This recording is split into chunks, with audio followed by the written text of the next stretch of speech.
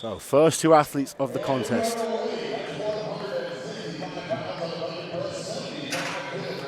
You can just see how heavy this load is, pushing down the athlete as they try to stand up with it, let alone press it overhead. So you can see how heavy that is for both these ladies. Get under it, man!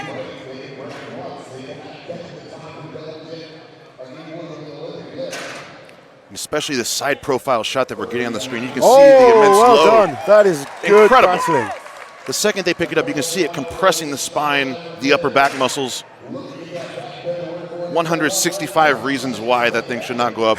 And Chipaway Nicole Moyo is just powering up that first rep, going for a second. That's really impressive. She managed to get that rep because she failed it about 3 or 4 times. It's quite rare that you see someone be able to come back and get a good rep after so many failed attempts. What's very interesting about her technique is how she almost leaned back under it to kind of shorten that range of motion.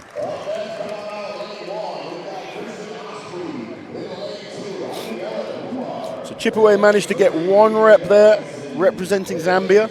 Deandra fell just a little bit short of getting 1 rep, but this is a heavy, heavy apparatus. For many of these women, this is a big step up as well. You know, it's the great thing with the official Strongman Games, you do have the superstars of the sport, but you've also got up-and-comers getting to this level for the first time. Getting to try big apparatuses like this, things that you don't find in your everyday gym. And all the weights of these weight classes, they're heavy. You know, there's no light weights at this competition. So up next, we have Kristen Osby from the USA, Heidi Ellen Humar from Australia, Adrien Helgesen from Norway, and Tasha Wolf Whalen from the USA.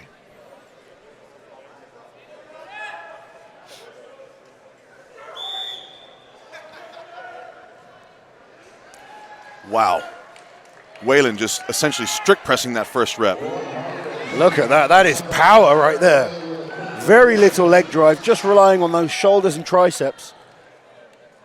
Such stability from Osby in lane 1. And Whalen again, Laws. She looks like she's got the shoulder power to go on for days. 5 reps now. 5 reps she's got. Heidi with 1 rep. Osby's on 4 as well.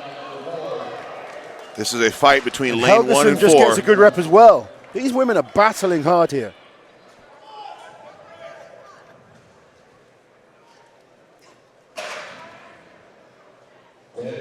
Ten seconds on the clock remain. Whalen wants 1 more rep, as does Osby. Whalen on 5, Osby on 4. And then 1 apiece for our remaining 2 athletes. You know, what I will say was so impressive about that heat was lane 1 and lane 2, Osby and Whalen. Their core strength was phenomenal. They looked so stable under that moving weight, almost like a tree. Very impressive.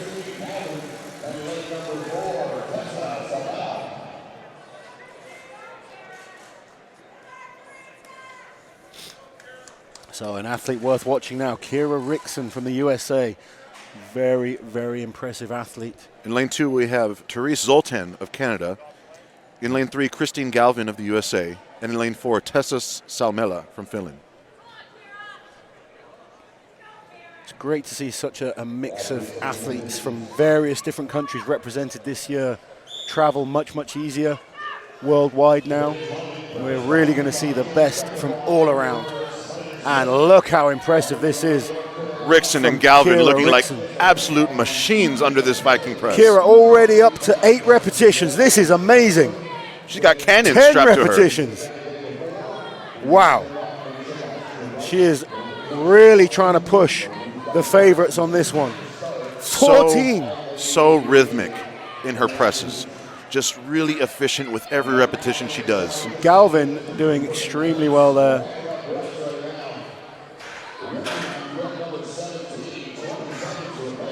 And with such a big comparator field, every repetition counts. You will have the athletes like Rickson coming out with massive reps. This is incredible. 18 even repetitions. So much work in a 60-minute time frame. 19. Has she got time for one more? No, she doesn't. That is fantastic. 19 repetitions for Kira Rickson with 11 for Galvin. And unfortunately, 0 repetitions for our other 2 athletes.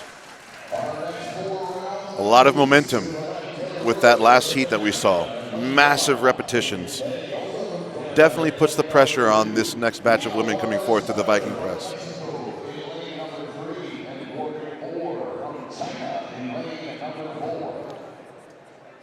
All right, stepping up to the platform, we have Taylor Woods of Canada in lane 1, Peyton Day of Canada in lane 2, Diana Juarez Ferrer from Mexico in lane 3, and Morgan Orr from China in lane 4. We've been told this is the first ever representation from China at the official Strongman Games. Just like you said earlier, it's amazing seeing all these flags coming together here at this arena today.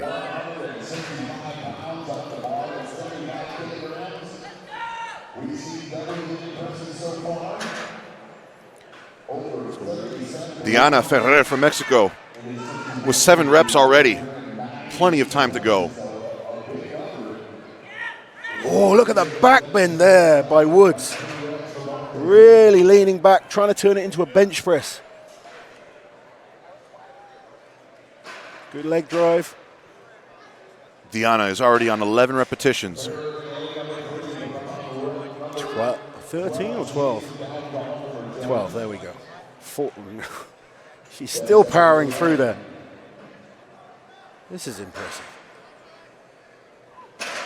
And when that core goes out, when those shoulders go out, there's just nothing left to power up this giant apparatus. Let's remind ourselves, this is over body weight that they're lifting. Taylor Wood with 4 repetitions. And we had 13 there. From Diana. That's fantastic. It is great seeing a Mexican athlete here at the official Strongman Games. I take a lot of pride representing my Mexican heritage at World's Strongest Man at Giants Live. I love seeing that Latino strength. And we're seeing more and more athletes coming through from that region. It's good to see. There is definitely strength there. In all corners of the world, there lies strength. It's amazing to have an event where the coming together of all this strength is just showcased under such powerful light. And in our next lineup of athletes, we've got Katie Carlisle from Australia, Katie Connolly from the United Kingdom, Holly McRae from Canada, and Mary Egan from Ireland.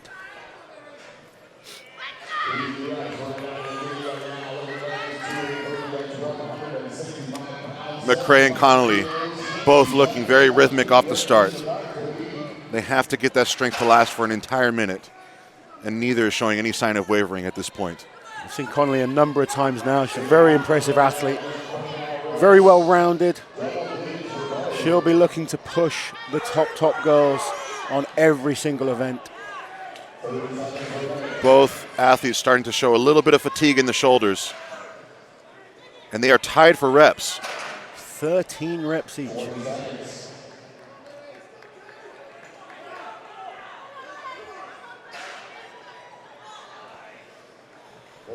How important is consistency in a competition with this many athletes?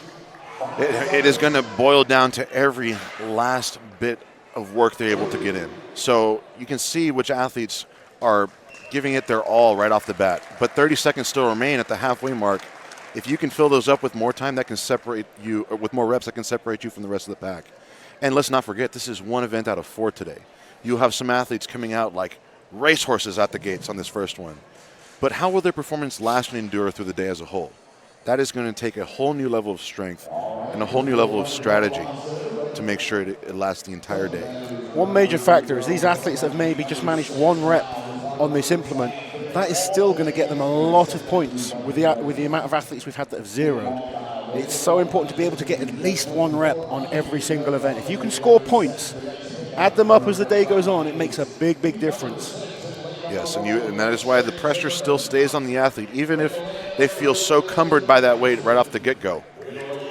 It benefits them highly to give it their all, to use that time frame to get even just that 1 repetition if they can. Zimmerman in lane 1, Johnson in lane 2, Oliveira in lane 3, and McDougall-Sewell in lane 4.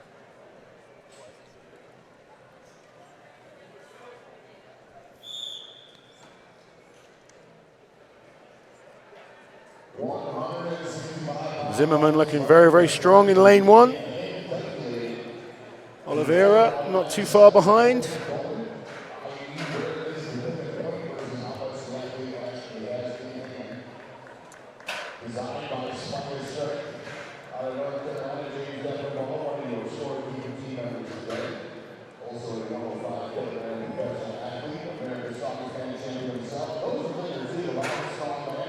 Zimmerman is giving her all to get to that double-digit range. But this second half on the clock, the last 30 seconds, is what makes or breaks performances here. Who can keep that shoulder, that back, that core power lasting all the way through this minute? It is truly what separates the world's strongest from the rest of the pack. And Zimmerman fighting hard there for that 10th repetition. She got that double-digit range. She got it. So what do we have here? 10 reps for Zimmerman. And all the other athletes just fell short of that 1 rep. But again, with so many athletes just falling short of getting that 1, that is where, like you said, getting that 1 repetition will give them a tremendous amount of points. And this is a points game. I thought Oliveira got a few. I might have to double check that. Our results are unofficial here. They are. We will check.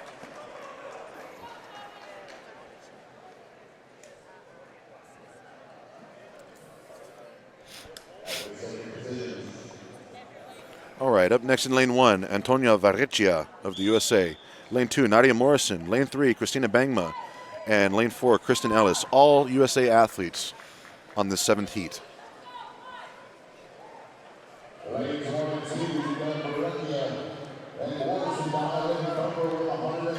Varechia going very well in lane number 1, closest to us.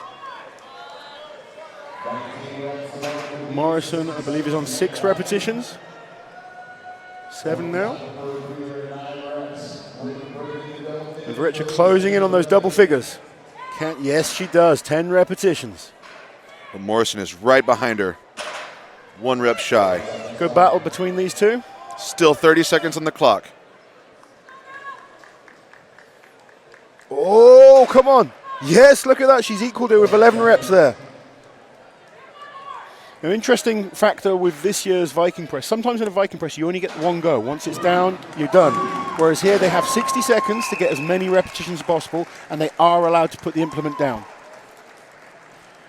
Now, Laz, would your strategy change that much with being allowed to put the implement down, or would you still want to give it your all, getting as many repetitions on that whistle as possible? Personally, I would hold back ever so slightly. So if it was just about going all out in that 1 go, you go for it. But when you've got the time limit, if you push to the absolute limit, normally you're not going to recover in time. So for someone like myself, say I thought I could do 7 reps, I'd stop at 6, give myself that breather, get back under and hope that I could get maybe 8. Try and get that extra rep or 2 out of it. Whereas if I went to that 7 in 1 go, I'd probably be burnt out for the whole event. It's definitely a rule adjustment where the athlete has to be very finely in tune with knowing where their performance is and knowing if they should be biding energy or if they should be hot out the gates. But this comes down to who trained the most comprehensively in preparation for this event.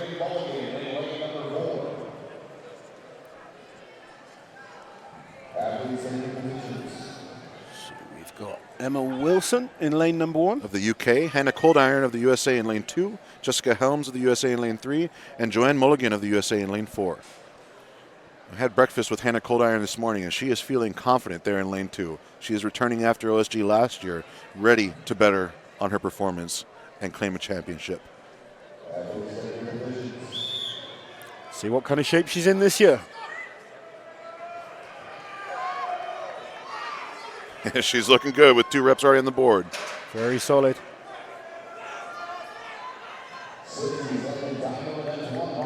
Three reps, 2 reps, and 1 rep so far. And Helm squeezing out that 2nd rep.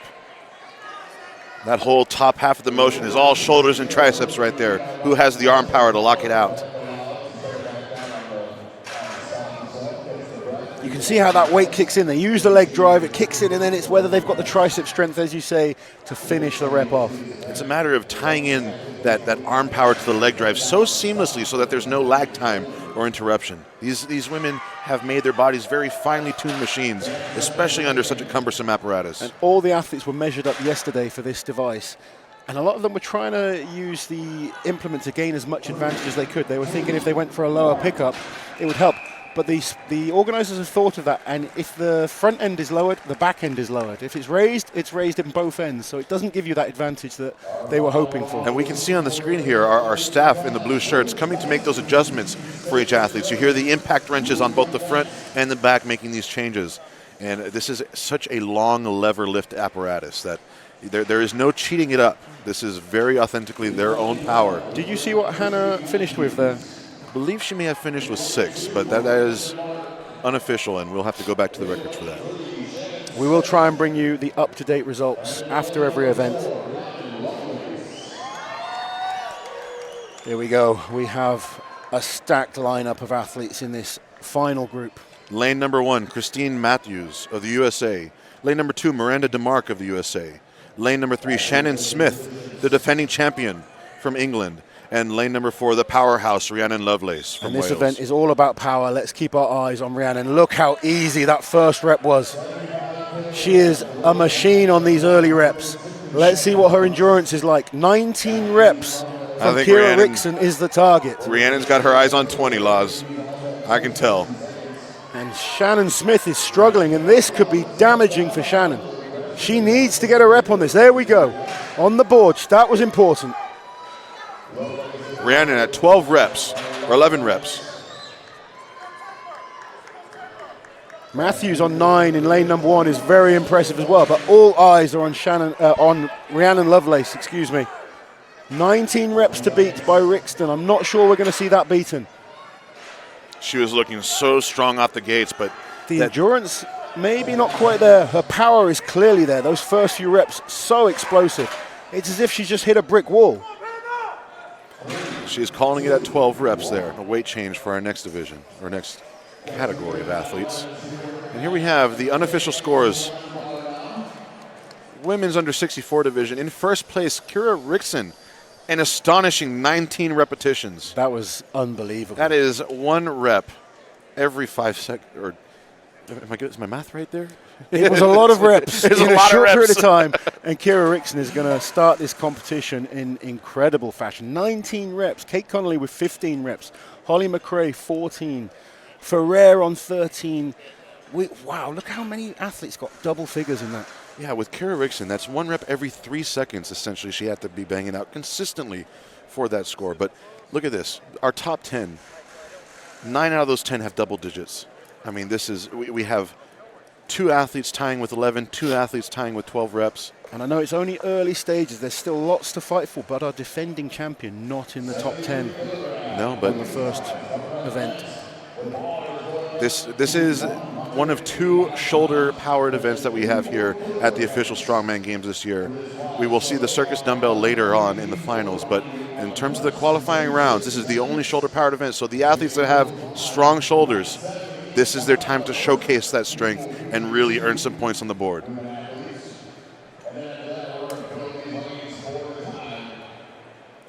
Look, we have 3 athletes tying with 5 repetitions.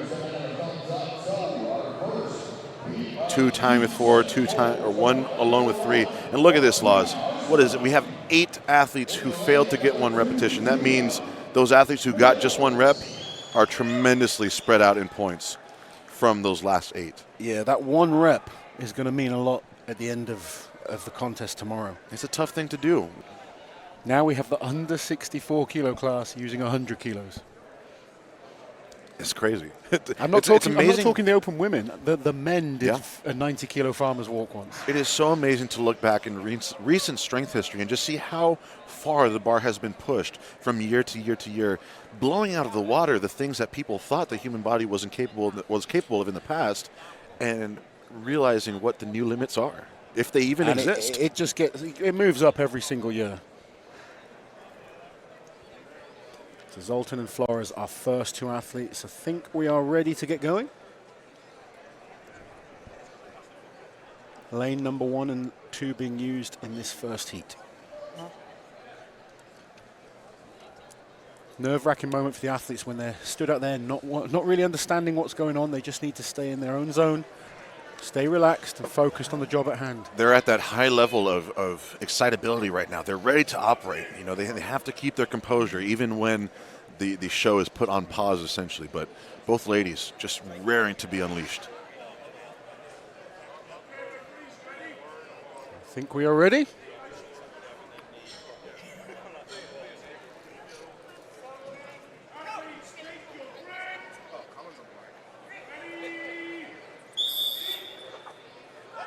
$100 kilos in each hand, 220 pounds.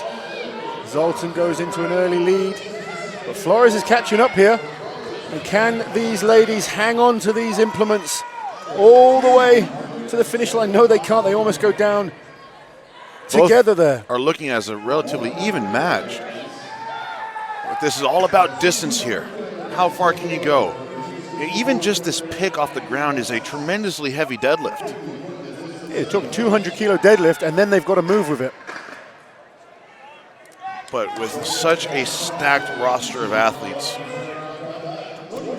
they need to get every inch that they can possible Zoltan because they don't know who's going to place on her where. journey back now.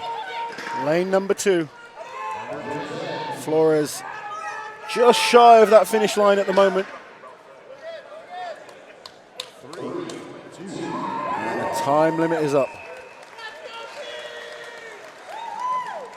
Any distance that is covered at this weight is something to be proud of. I mean, these are heavyweight zones. I know even Deandra right here, this is PR territory. She's never picked up and carried that weight before. So definitely something to feel proud of. And this event is a sheer test of something not just... I always try and remind people of any level. Focus on your own PBs. You can't worry about what other people are doing. If you go to a competition and you PB on every single event and you still come last, you've done the best you can. Then you go away, you work at what you can improve on, and you come back better next time. If she's never lifted that weight before, that is a fantastic performance. It very much is, and I am proud of her for it, that's for sure. You should be, buddy. But we are seeing this event really tests the athletes across numerous amounts of strength. You have, of course, the grip strength, which you see at first glance, but you have the core strength, you have the shoulder strength, you have the upper back strength, and the ability to support the arms and make sure they don't go careening all over the place. This is very much a full body type movement right here, and it's a lot of strengths coming together to form a package needed to complete the job at hand. We're preparing for our second heat here at the Farmers Walk.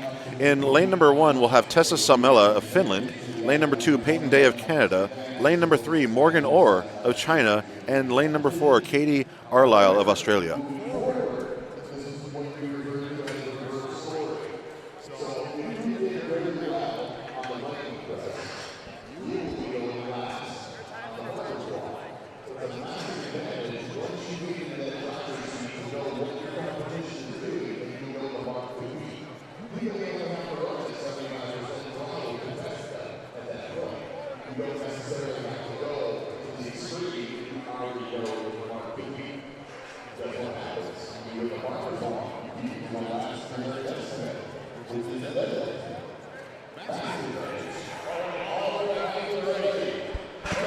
$100 kilos a hands. Salmela, Day, Orr, and Carlisle.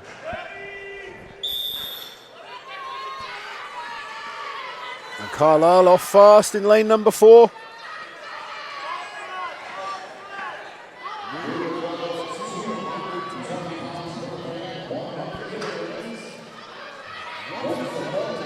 Peyton Day from Canada, first lady to make the turn. She made that first distance strong.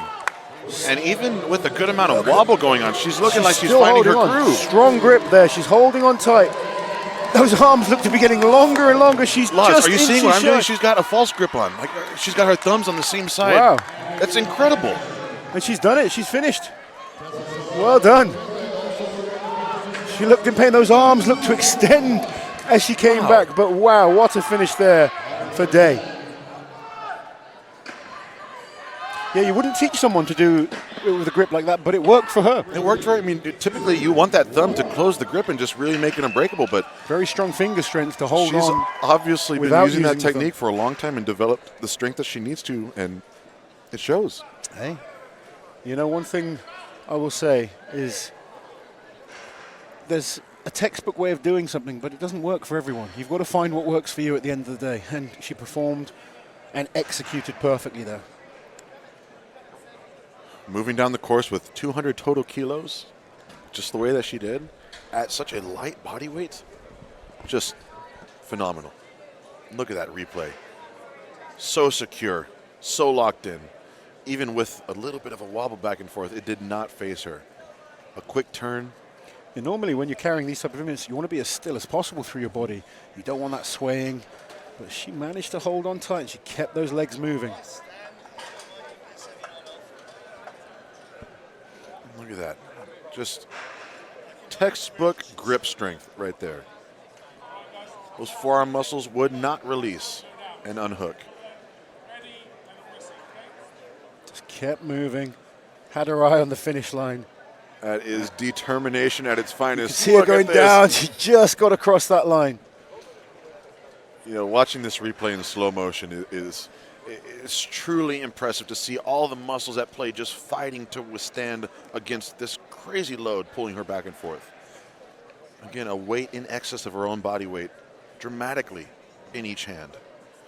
Our next heat, we have Mary Egan of Ireland in lane 1, Elizabeth Johnson of the USA in lane 2, Laurie McDougall Sewell in lane 3 of Canada, and Kristen Ellis of USA in lane 4.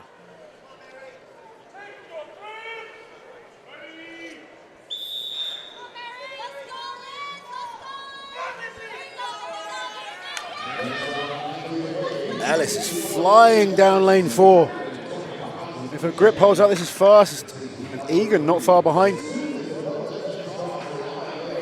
This is quick. Ellis moving really, really well. Gonna power across that finish line. Oh, yes, she does. She gets across. No drops at all. And Egan as well, finishing the course. This is a solid performance by both these ladies.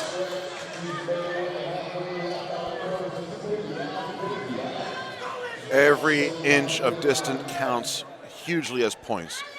These women need to fight and get everything that they can, so long as it doesn't cost their performance on the remaining 2 events. Look at the determination here by McDougall on her way back. She's fighting hard. It gets so hard. Every time you drop that weight, you've got to deadlift it up again. It expends more energy, takes more out of you. Very, very good performances.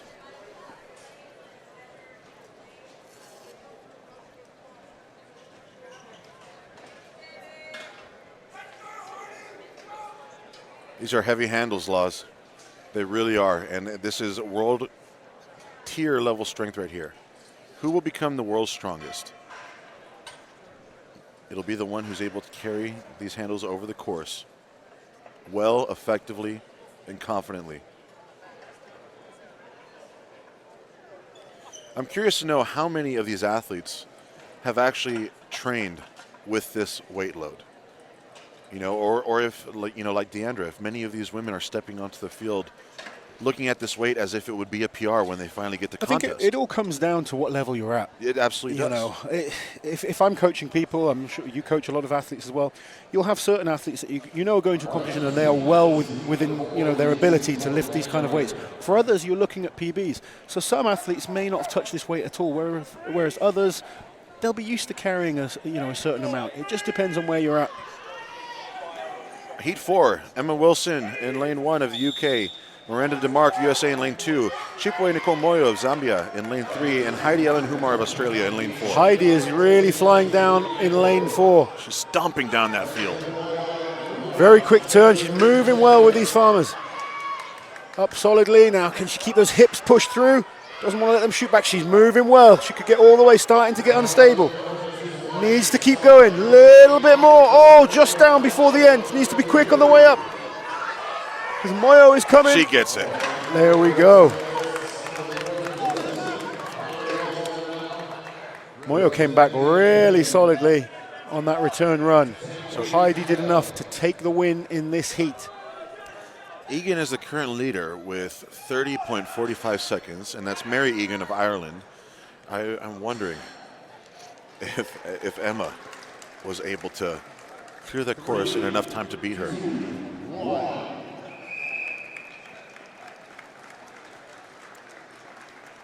We, of course, have to wait for our official times.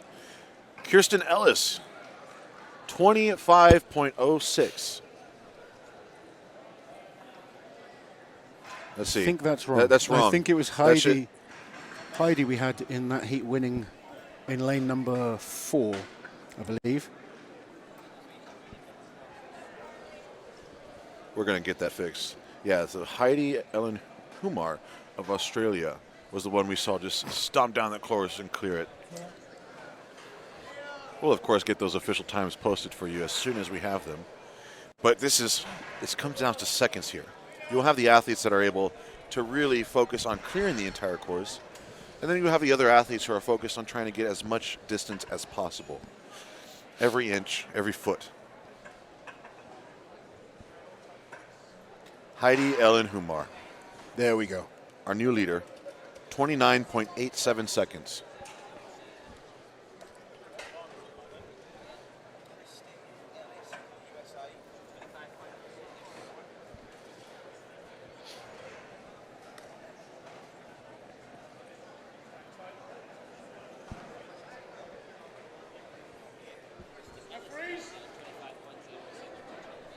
Kristen Ellis, I'm getting word now from the USA, in the previous heat, finished with a time of 25 seconds. So that would make her the leader. In the heat previous to that one? The heat previous to that one. That's the word that I'm getting right now. Okay. But look at Shannon Smith showing why she's a former world champion here. She didn't start well in the Viking press, but the farmer's walk is more her thing, and she is flying back down this course. As long as she does not go down, she should go into first place. Grip is holding out, and she goes across the finish line. Followed closely by Carly Oliveira. All 3 of these ladies moving fast. Joanne Mulligan finished very closely to Carly. I mean, this is going to come down to measurements of time, fractions of seconds here. So I want to see the time there for Smith. She really blitzed that course. Andrine Higelson of Norway giving it her absolute best. 100 kilos in each hand. 220 pounds. Even just the deadlift off the ground itself with these handles is a tremendous amount of exertion for the athlete. Now, Laz, a heat like this, for example, where you have 3 of the athletes clearing the course so fast, and you're left with one athlete like Adrienne right there, there's got to be some mental obstacles that the athlete has to overcome, knowing that they are the last one remaining when all the others have finished, but still this is vying for distance where you are still matched up with athletes who couldn't clear the course ahead of you or behind you in terms of who's yet to come. With this many athletes in a competition, you just have to dig deep and keep fighting for every single inch. She knows there's a lot of athletes to come. There are going to be athletes that struggle. We're all good at different things. She just was unfortunately in a heat with fantastic athletes at the Farmer's Walk. It doesn't mean every single athlete still to come is going to blitz down this course. Every inch counts, and she just needs to try and keep picking up points. And she still outperformed so many of the other athletes who have already gone. So, moving on to our next heat. Heat number 6. Lane 1, Jessica Helms, USA. Lane 2, Christian Osby, USA. Lane 3, Taylor Woods in Canada. And lane 4, Tasha Wolf Whalen of USA. Helms in lane 1 up quickly. Woods not far behind. Those two are having a great battle. Woods has accelerated. She's moved really quick down this first length. Fast turn. This is an area where athletes can really pick up some paces, but a quick turn. Not sure what's going on in lane 1 there. I think she fell just slightly short or either got a slide penalty or something, but wow, lane number 3, Taylor Woods from Canada just blitzes the course. I was just saying, if you can be efficient and quick at the turn, that can really save you some time. I tell a lot of the athletes that I coach, I mean, transitions and turns between objects or at the end of a course, that can make or break you because time passes by a lot more fast than in the athlete's head. Well, normally at the moving side, I mean, there's always exceptions, but a lot of us are similar in terms of speed. But if you can be quick at that turn and not mess around with where to put your hands, get up straight away, you can really excel. Look how close she was there to the finish line. So unlucky not to get across. You know, whatever happened at the end of that first length for her, I think that might have just either gotten in her head a little bit, or it might have just taken off that strength off the top end. But she was looking so good on the first distance. The second one,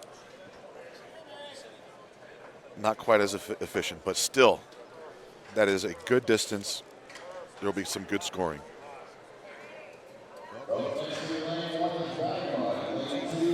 Heat number 7 in lane 1, Christina Bangma, USA. Lane 2, Hannah Coldiron. Lane 3, Christine Matthews. And lane 4, Sherry Zimmerman. All 4 USA athletes.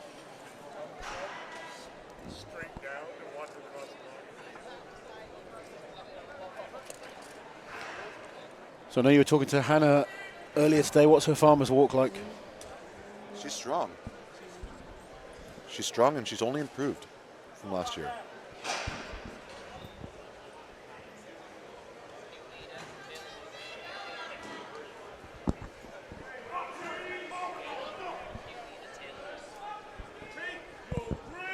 Our new leader, Taylor Woods, with a time of 24.14 seconds. Panda flying in lane number 3. Very, very fast on this first length. If she can maintain this type of speed and have a quick transition at the turn, she could take herself into first place. Moving really, really quickly here. This is good. Oh, she's gone down. She was moving so well. Just grip starting to fatigue. Come on, get across that line. Christine There Matthews, we go. she clears it. Followed closely behind by Sherry Zimmerman, just barely dropping it, and she gets it, clears the course. We have Hannah Coldiron and Christina Bangma in lanes 2 and 1 respectively, still fighting for every They need bit to of fight distance. now, there's still time. And as we've already mentioned, every inch counts in this event. There's so many athletes that have been, there's still athletes to come. You don't know where they're going to finish. Keep picking up those points. Christina getting some more distance here, staying up with it. Oh, sheer exhaustion at the end there. She gave it everything. She's not happy with it, but just looking at the distance she cleared, she's far from last place. Athletes expect so much of themselves, and when it doesn't go to plan, it is disappointing, but you have to be good at switching off and just moving on to the next event. You know, you can't do anything about what's just happened. You still have control over 2 more events to come today. Refocus, kind of put that one under the rug and just move on to the next event. Our 8th heat in lane number 1, Christine Galvin of USA. Lane number 2, Nadia Morrison, USA. Lane number 3, Antonia Varechia of USA. And lane number 4, Rhiannon Lovelace out of Wales. So Rhiannon on that Viking press looked so strong early on, but just didn't quite have the endurance to keep the reps coming. But let's see how her farmer's walk is looking. See Rhiannon on the screen. She's looking focused and ready to attack.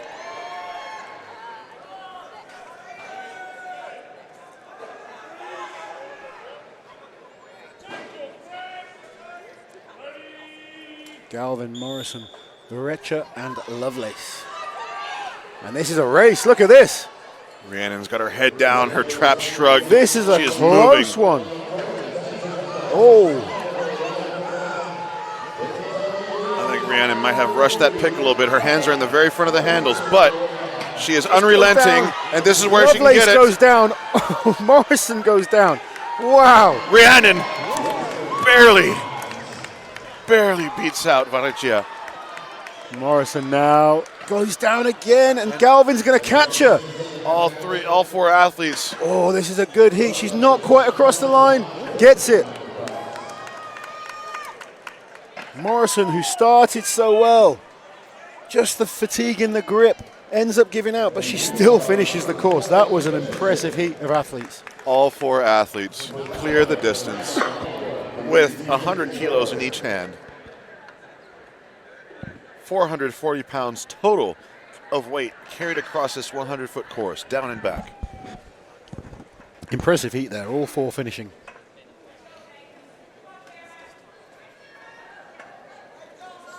You know, there were several moments there where the athletes who were moving ahead, I mean, especially, you know, Rhiannon and Antonia. so It close. was back and forth. And even with a rushed pick, Rhiannon had the strength to just power through the whole course and quickly readjust.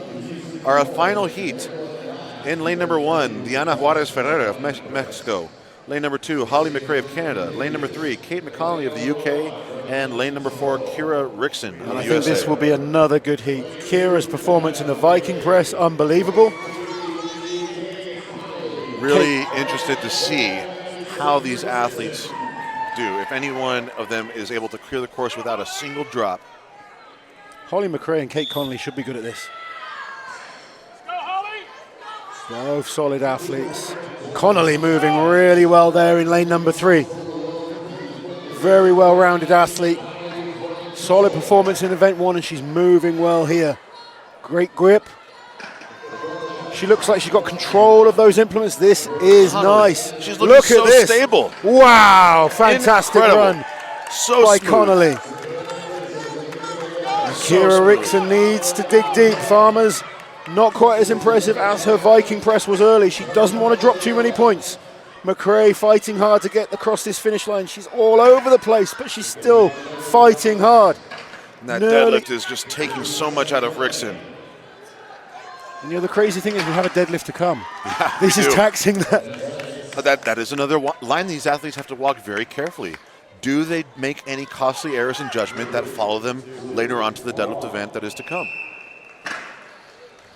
What a performance there by Kate Connolly. Wow. We will That find out concludes- official results for the under 64 kilo farmers walk as soon as we have them. It looks like we have a new leader in Kate Connolly with 23.77 seconds. That is just a little bit, almost 12 seconds down and 12 seconds back. Fast, especially with 100 kilos in each Really hand. fast, and what was so impressive is she was so stable. She was under control all the time. She wasn't allowing the implements to bully her and kind of make her walk all over the place. She was in control, firm through the core, nice and solid, and moving well with each step. From where we're seated here at the arena on the way back, she was coming right towards us, and it almost seemed as if she was gliding because it was that controlled and that smooth. The handles were stable. I mean, Look, you and can we see have here the on this replay. She's- Nice, steady foot speed. They're level. The They're not stride is swingly. always the same. The implements are very still. Really, really good performance there. Look at that. Just textbook. Beautiful. And that's how farmers' walks are done. There we go. If you want to do farmers walk, that's the way to copy it. Up next, we have our women's masters class using the same weight. There we go.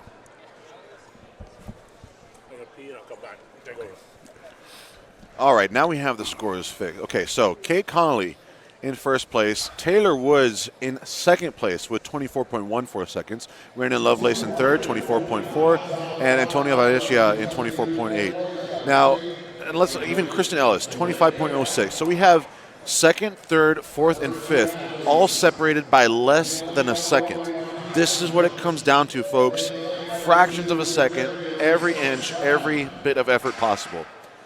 Okay, we are back with the deadlift. Our first two athletes are DeAndre Flores from the USA and Elizabeth Johnson.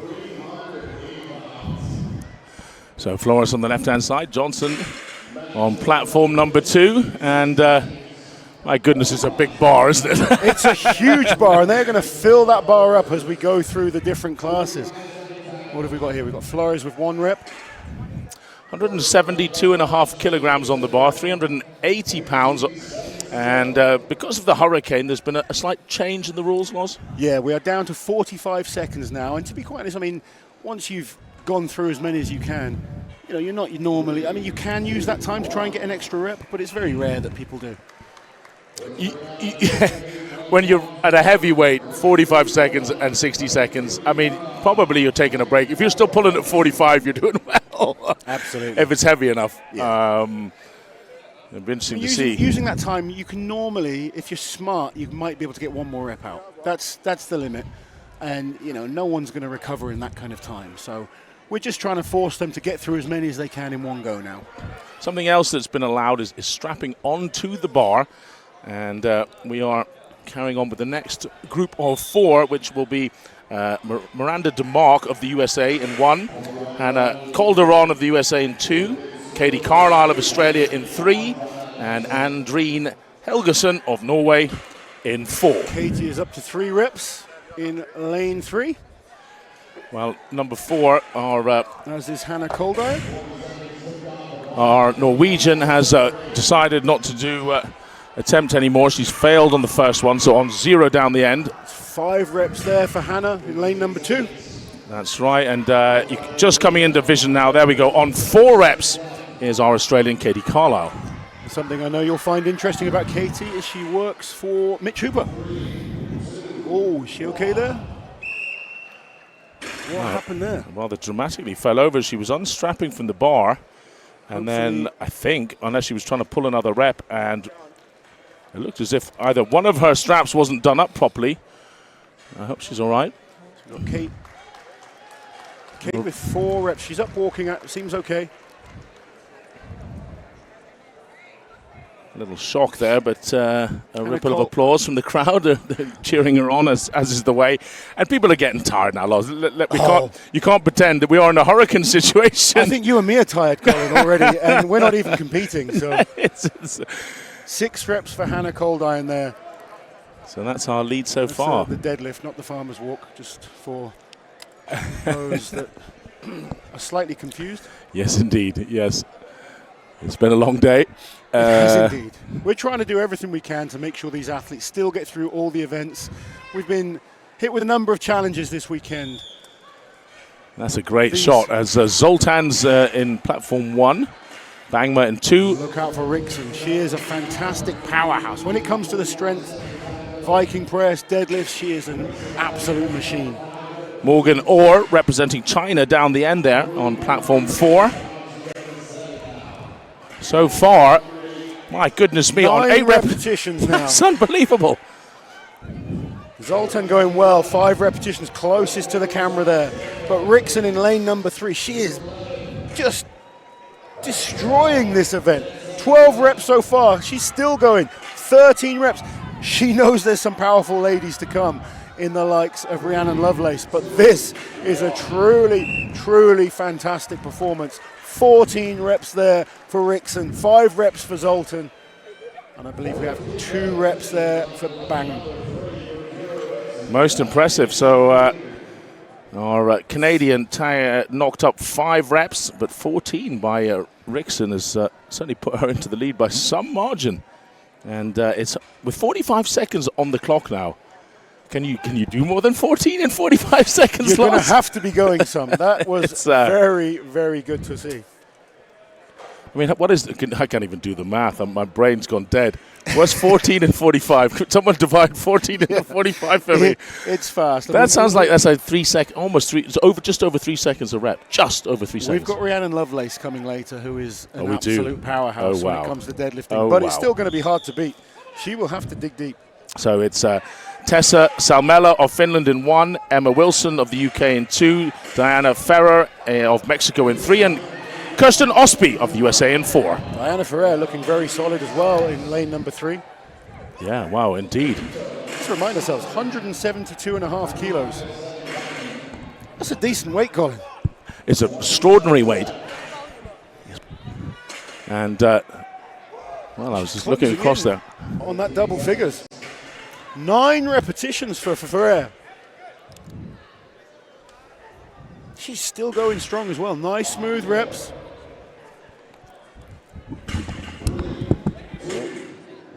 Just runs out of time. She still had the strength to keep going. Very impressive deadlifting there by Ferrer.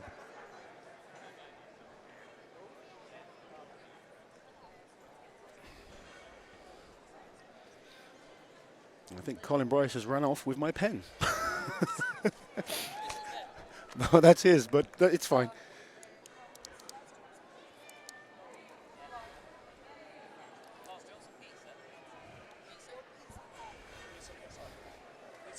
Yeah, we'll have pizza.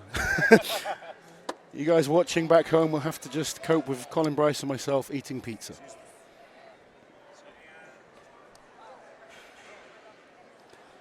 So our next group of athletes, McDougall in lane number 1, Helms, McRae and Morrison.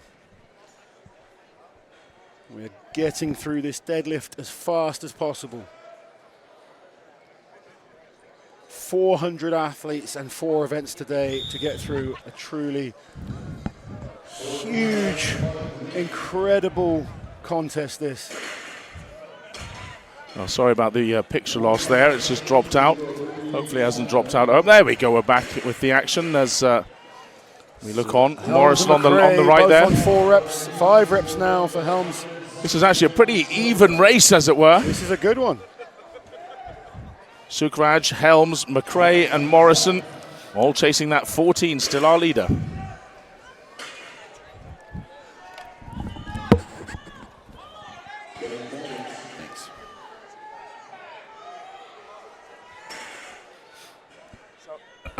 According to the score sheet, she was only given 13 good reps in the end, Rickson Loz. is in the lead on 13. We've got McRae there hitting, I believe, 9, if I look at the scores.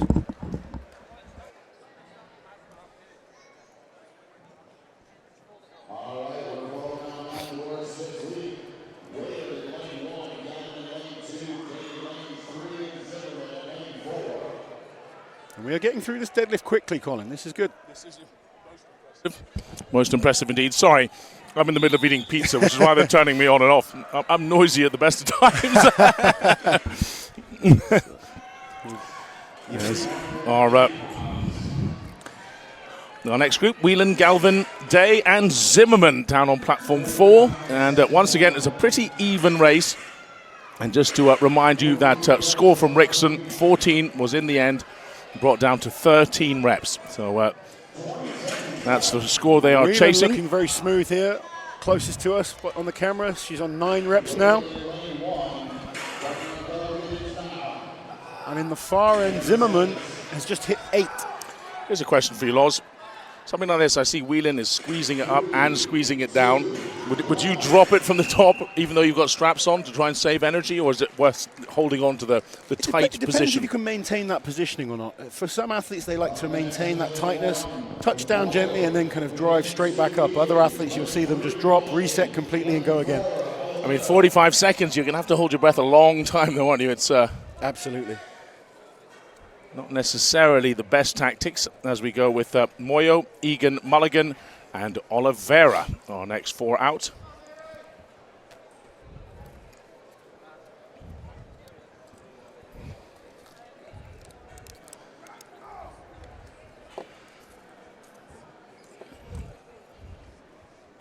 So they are prepared. They just had to strap on first. We've got the last pair. Zambia, Ireland, and the USA represented in this heat. So the whistle has been given. 45 seconds on the clock.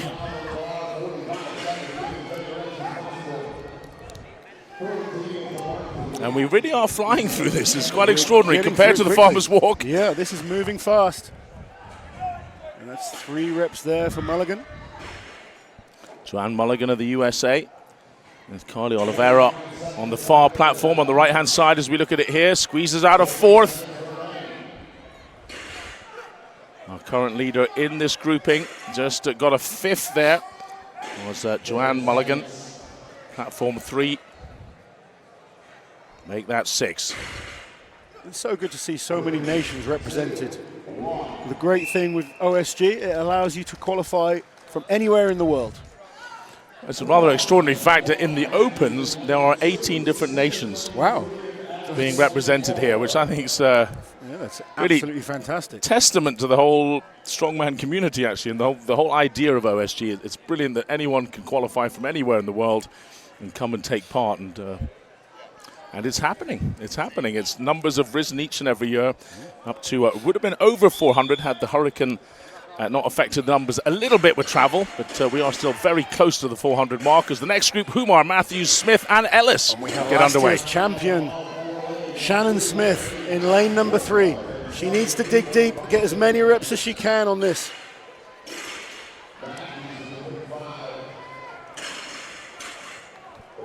So far, Shannon Smith up to 5. Matthews from the USA, 7 reps.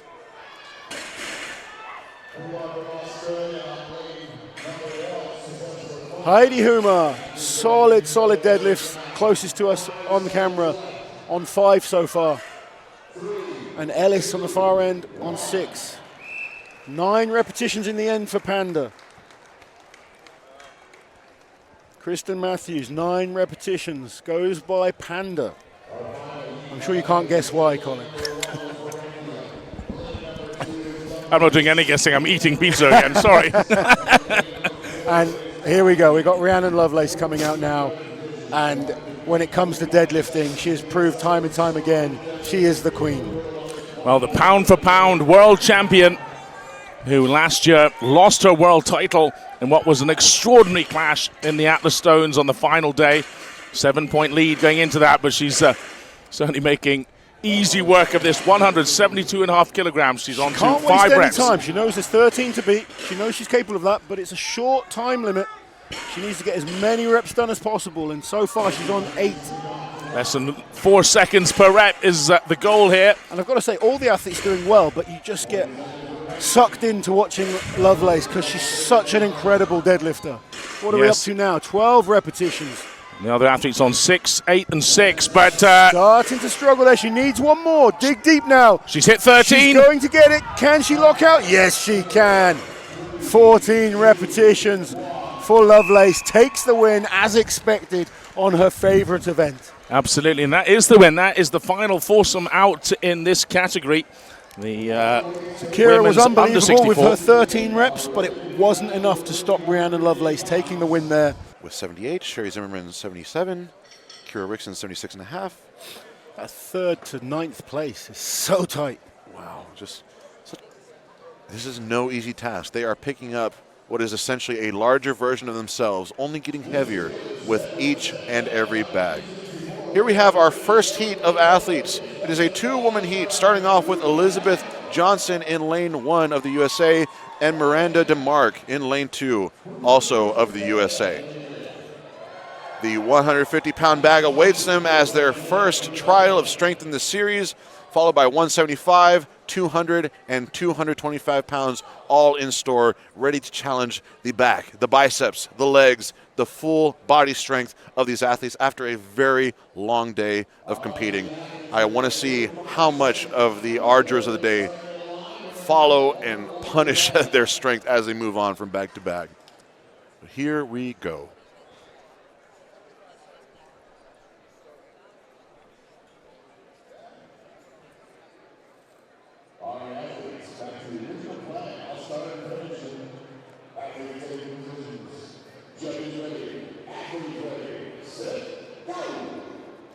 Here we go, the 150-pound bag. And the thing about a sandbag is it is not a steady and sturdy object. It can move and shift on them. The athlete really has to keep a compressed and closed grip as they move it to the shoulder. Johnson, so quick on that transition, moving from bag number 1 to bag number 2. And here it is, the 200-pound bag for both strong women. This is a huge weight they're handling as well. Massive object. Really got to work it up their body. 10 seconds remain, and just look at that shot of Johnson right there, wrestling with this 200-pound beast of a bag. DeMarc Can she do it? gets beat by the bag. Arm away, she gets the down command. signal. There it is. Fantastic. You know, both athletes just falling short of reaching that 4th bag, but with 45 seconds and 4 bags, like I said, you have to average 1 bag every 11 seconds if you want to complete the series. And as you move down the course to the heavier bags, you can expect the heavier bags to take more time. Heat number 2, Morgan Orr of China in lane 1, Tessa Samela of Finland in lane 2, Adrienne Hagelson of Norway in lane 3, and Chipwe Nicole Moyo of Zambia in lane number 4.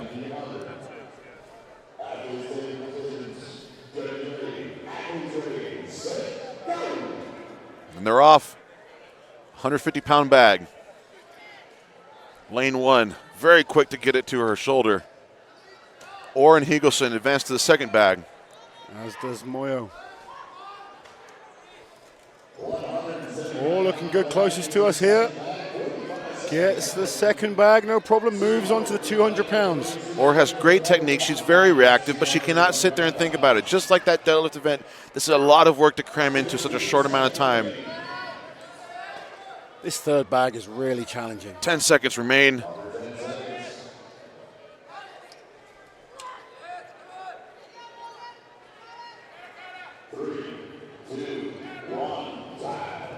And none of these athletes are able to get that third bag. So what would your tactics be on this type of event, Gabe? Are you going to go for like a fast 2 or 3, or are you going to take your time and try and get through all 4? I want all of them. So what my priority is going to be very accurately articulating speed on those first few bags and making sure I have an abundance of time by the time I get to that last bag to where I'm not too rushed. You know, I'm going to be rushed no matter what. I think speed is vital on this event, particularly for those first 2, because with 45 seconds, there's no time for error. And if you do make an error, at least you've got the backup of being quick on those first 2. Right. If someone tries to plod through and just does the first 2 reasonably slowly, hoping that they're going to get all 4, the minute you make a mistake, it's going to cost you big, big points. Here's that thing. You have to know that last bag is going to take the most time. You're wrestling with it. It is so far in excess of the athlete's body weight. You need to give yourself the best chance at it, and that chance comes in the form of a cushion of time. Flores, Day, Egan, and Wilson in their respective lanes. My athlete, Deandra Flores, there in lane 1. I am looking to see her make a statement here. She needs to get that bag over her shoulder a bit more. There we go. All athletes on their second bag. 175 pounds. 25 seconds left to get this third bag.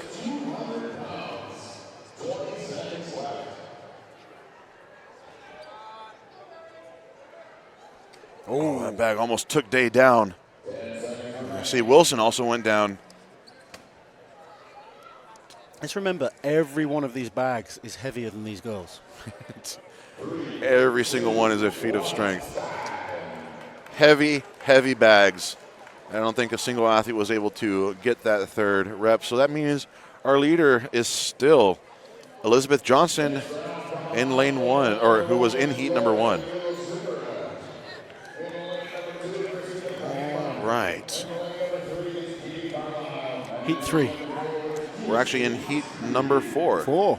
Yeah, Laurie McDougall, Sukraj of Canada in lane 1, Christina Bangma of USA in lane 2, Katie Carlisle of Australia in lane 3, and Kristen Osby of USA in lane 4.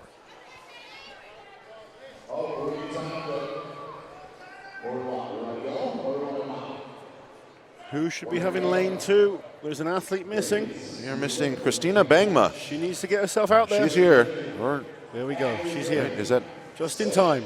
I don't think that's Christina Bangma.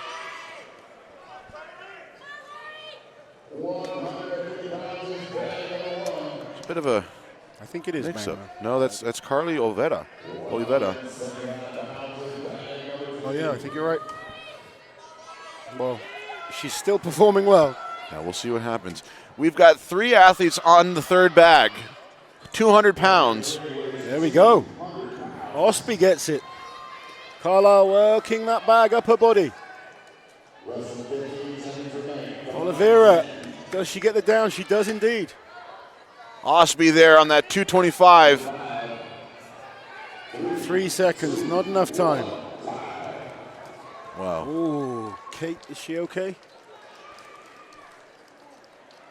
I think so. It's a huge weight to fall back on you.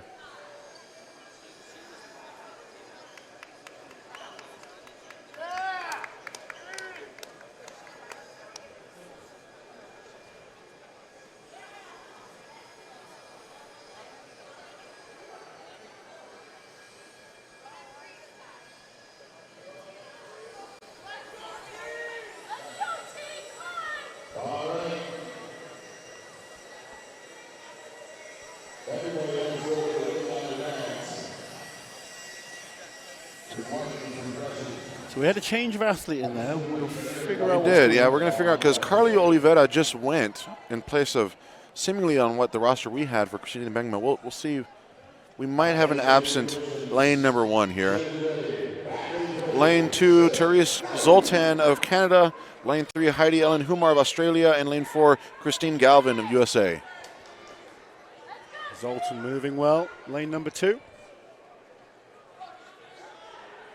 Look at Galvin just blasting that bag up to her That's shoulder. power right there. That is the technique I would be looking for, just training it and refining it Lap. in my prep. Get your arms around it and then blast it up to those shoulders. You have to have a good sense of where the center of gravity is with that bag at every moment, and it can change on the fly. And each bag is different as well. You know, some are a bit more solid, some are a little bit loose. You've got to be able to adapt. Galvin just stopping. She cannot afford to stop. No, and she does not have enough time. But impressive to make it And I to think that the fast fourth 3 bag. is going to score big points on this. I don't think It's going to it'll be hard. very impressive to see an under 64 kilo athlete make it with that agree. fourth bag in the nick of this 45-second time clock. You really need to be able to manhandle those first few to save that time. I think woman handle would be the appropriate term here. Indeed.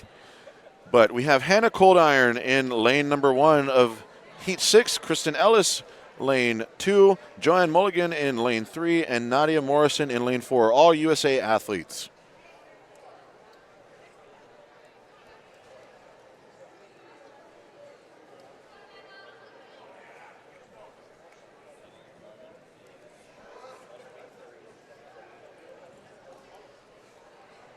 So do you think we can see all 4 bags go up? I think we can, but I think it's going to be anywhere between only 1 to 3 athletes that do it, if that. But I think this is a stage to see it done, and those weights were selected for a reason.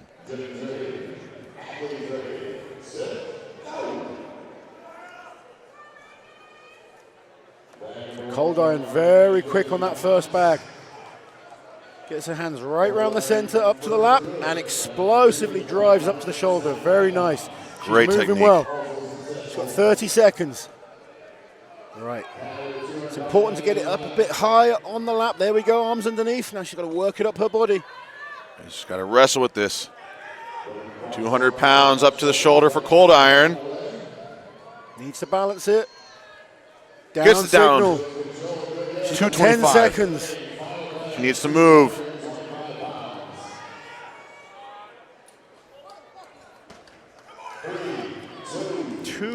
£225 this last bag. It's so hard to even think about doing that with such a rush time cap. The athlete has to be picture perfect and fast with those first 3 bags. And with an increasing weight load, starting in excess of their own body weight,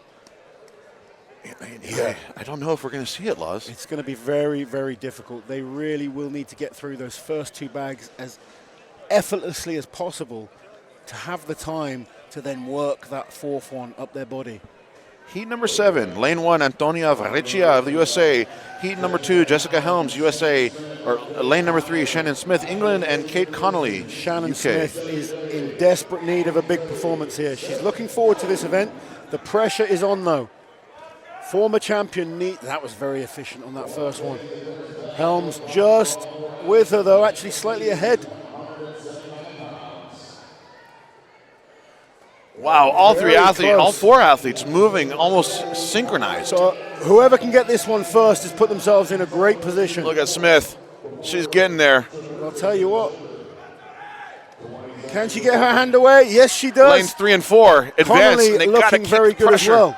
There's 13 seconds left. Connolly gets it up to a lap. Can she get this? She got 5 seconds. 3, 2, 1. Oh, that's a great effort there. Connolly was capable of it. If she had 5 more seconds on the clock, I think we would have seen it. But the athlete who got the closest so far in this under 64 kilo class. I'm not sure who took the win there out of Shannon and Kate. We'll have to gonna be go a to the hell of a- scoreboards. Yeah, There's a hell of close a- one between them.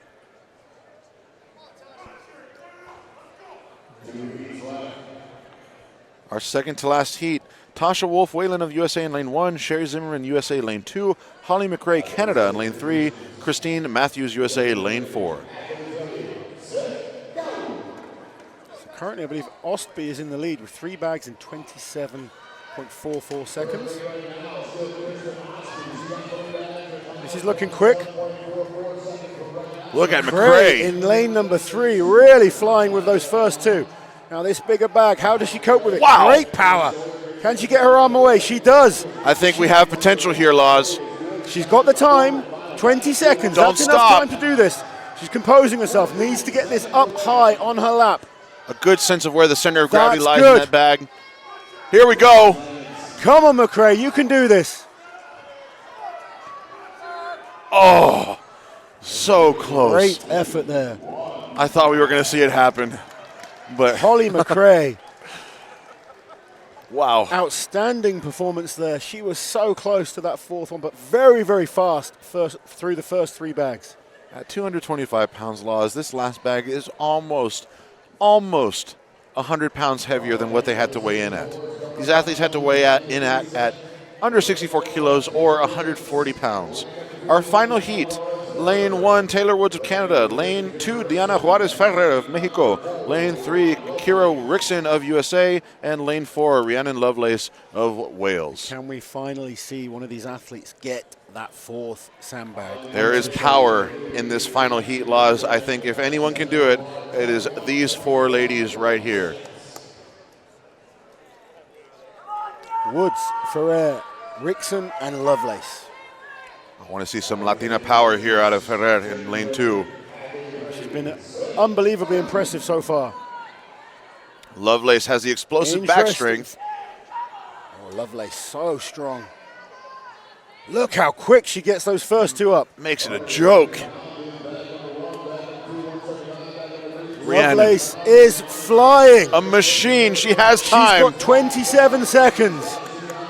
Are we going to see our first athlete do all 4 sandbags? Come on.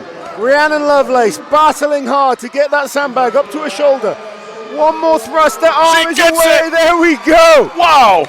She is here to prove that she is the strongest woman on the planet when it comes to the under 64 kilo class. Could not win the title last year and that hurt her. Just incredible. If there was one woman to get the job done, it is Lovelace, and she does just that with time to spare. Just making an absolute joke of those first 3 bags, dominating this series in a very short 45-second time cap. That was so impressive to watch. Phenomenal. So Rhiannon Lovelace extending her lead in the under 64 kilo class. The real interesting thing is going to be seeing who's made the top 10. Well, we know Rhiannon has. We definitely know Rhiannon has, but we will move on to our under 73 kilo class. Wow, I'm still. That was one of those just jaw-dropping Excuse me, moments. we're moving on to the women's masters. I apologize. Where the weights, I believe, stay the same. Look how quick Rhiannon was here. Look at this replay. 200 pounds this bag. Gets round it. Look how easy she tossed that bag up to her shoulder. For a strongman weighing under 64 kilos to power up a 200-pound bag and throw it over her shoulder like that. You know what? She had great technique as well. It wasn't just the power.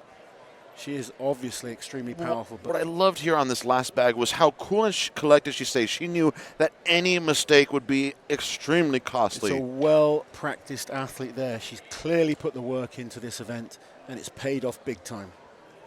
Welcome back to Official Strongman Games. We are into our final. We've got our top 10 in every single weight class. And we're going to be kicking off with the women's under 64 kilo class. We have the car walk next. It's an exciting one. I love the car walk. This is such a spectacle of classic strongman strength. The athletes are literally picking up an entire vehicle on their backs and carrying it the distance of the course here today. But what an event to showcase and start the Official Strongman Games final here in Daytona, Florida for the 2022 championships. So let's talk about this event. Car walk, 590 pounds, 267.5 kilos for our under 64 kilo class. 60-second time limit, 50 foot is the course, just over 15 meters. Fastest time wins. Under 64 kilos, these women weighing in at under 140 pounds, and they are about to lift nearly a 600-pound car over quadruple body weight, Laws. First athletes are into the cars now. We have in heat number 1, Sherry Zimmerman of the USA, lane 1, and Christine Matthews USA in lane 2. Now lane number 1 will be the closest in view on the screen. Lane 2 will be the furthest away. Zimmerman versus Matthews, 590 pounds in tow. Matthews is up and moving away. And look, we can already see a little bit of that forward and backward teeter. But she's smooth, she's stable. Small, steady steps. This looks like the Flintstones episode from the side view. Foot-powered cars right here. And you can see what I talk about with that sideways motion as well as backwards and forwards. You need such supreme core strength to control the implement. In this case, a car. And the clock is ticking. Matthews feeling the strain of this massive load. Zimmerman is up again, making that progress. Panda's almost at the end now, a few feet. She needs to cross that line, she gets does it. Our first finisher in the car walk. Christine Matthews of the USA completing the distance. And look at those facial expressions.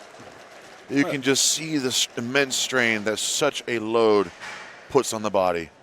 This shows how challenging this event is. All these events brutally challenging, but the car walk is trying to crush your spine whilst we expect these athletes to move forward in a race. Laz, do you expect the athletes will finish this event and be a little bit shorter? Some of them may well be. It's an interesting one. If you can get through this quickly, and some athletes will, you will save a lot of energy. If you're under that, 600 pounds in this case for these ladies for 60 seconds, that is compressing you. That every single step you're taking, that's draining you. And we've already spoken about that accumulative fatigue that adds up over the events. The yoke or the car walk in this case, if you're not quick with it, it's brutal. It reminds me of the farmer's walk yesterday and some of the things that you said, where if you're there for the full 60 seconds, especially if you have to repeatedly drop it and pick it up, every time you pick that thing up off the ground, the bones of the skeleton are not stacked directly on top of each other. The muscles are under load, and you're taking more strain away from that event versus someone who clears the course in sub 20 seconds. Yeah. But here we have our next heat. Antonia Varechia of USA in lane number 1, and Diana Juarez Ferrer of Mexico in lane number 2. I love how you say that. Oh, would you like me to speak some soothing Spanish to you? I do, yes. Send me off to sleep. Mi hermano, con mucho fuerte.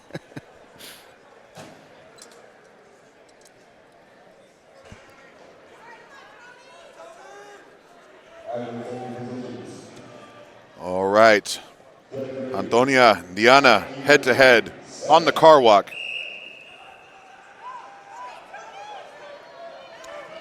And we're seeing Antonia in lane 1, grabbing the crossbar directly, not having much control over sway, but she's moving well, and the car seems to be quite stable as she goes down the course. Diana Ferrer gets a second pick, but still trailing behind Antonia.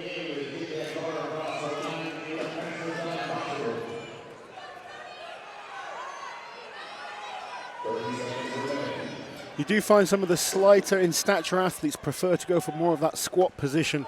They tend to be able to get more tightness in the upper back, and that is key in this type of event, upper back tightness. Yes, absolutely. Core strength, and you don't want any loose muscles whatsoever.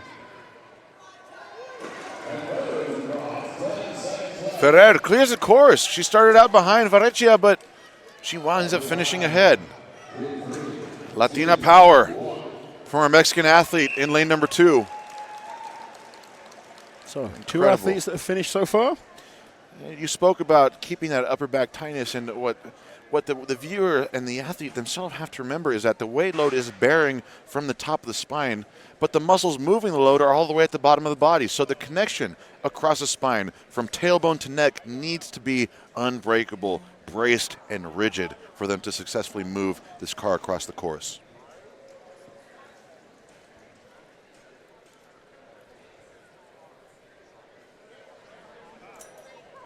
Heat number 3 will be Shannon Smith of England in lane number 1, closest to the screen, and Kate Connolly in lane number 2 of the UK.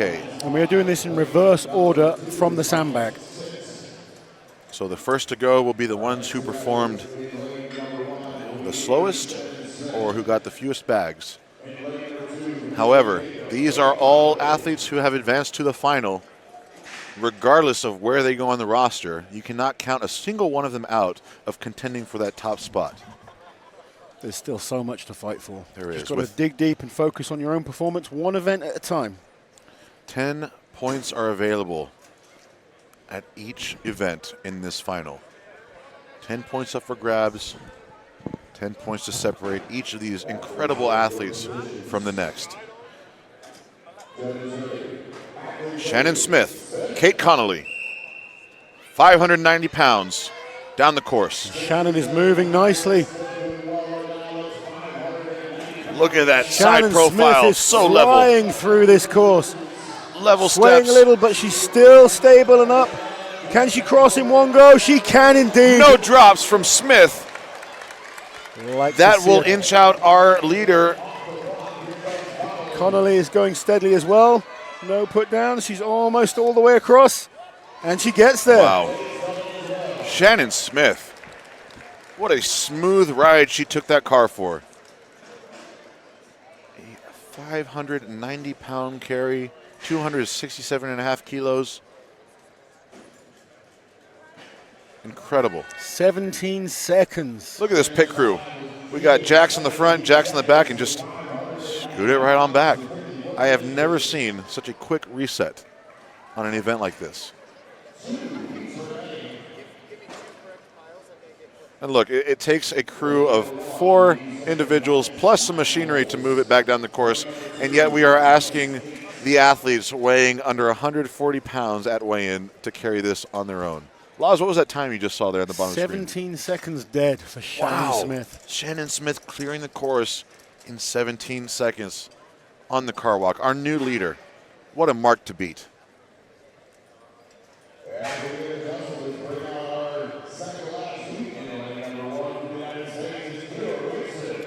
All right, our second to last heat. Lane number 1 will be Kira Rickson of the United States, and lane number 2, Taylor Woods of Canada. A battle of the North American continent. Who will come out on top?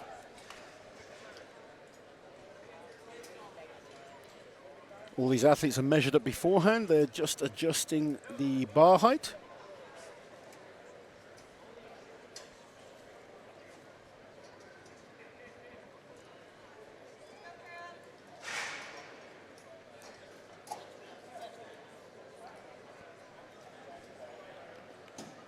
All right, the door is open for our athlete to enter. Here we have Kira Rickson of the USA on screen. Taylor Woods is already in her car on lane 2.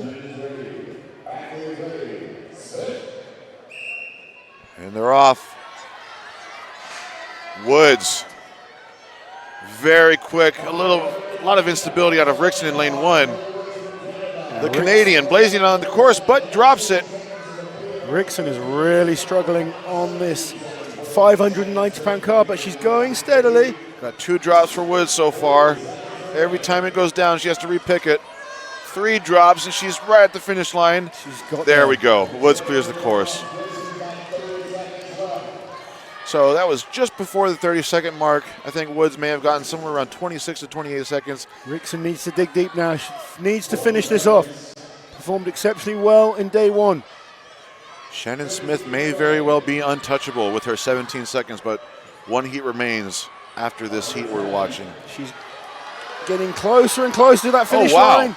And that was her best run towards the end there. She shifted into a new gear there. Looked like she got set a little bit more comfortable, that brought the feet in a tiny bit narrower, and she looked comfortable at the end. And you know, for a lot of these athletes, for the vast majority, I would say, you don't get to train on a car walk until you get here. So what we might have witnessed was the body adapting to the weight load as she went, resulting in that best performance on that final pick from Rickson right there in lane number 1. Taylor Woods with a time of 27.11 seconds, a full 10 seconds behind Shannon Smith, our current leader, with 17 seconds flat. Our final heat will be stepping onto the arena. In lane number 1, closest to view, will be Holly McRae of Canada, and then Rhiannon Lovelace in lane 2. Look at this replay. Look at that distance between Rickson and Woods.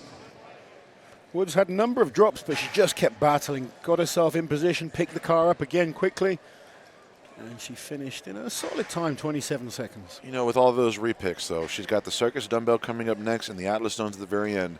We can imagine that the lower back, especially after an intense day one, is going to be feeling some significant strain. Indeed she will, but she's in the final. Look at Rickson right here on this replay. Look how level she looks in comparison to her first picks. Yeah, she really figured it out towards the end there. She did, and good for her for getting that course done. That is a tremendous feat of strength. And they are walking with a car. Let us not forget that reality and that simple truth. Here we have Holly McRae of Canada stepping into the car, and Rhiannon Lovelace of Wales in lane 2 with that jaw-dropping performance on the sandbags yesterday. The game face. She is focused, ready to rock. Holly's in her car. Rihanna also inside.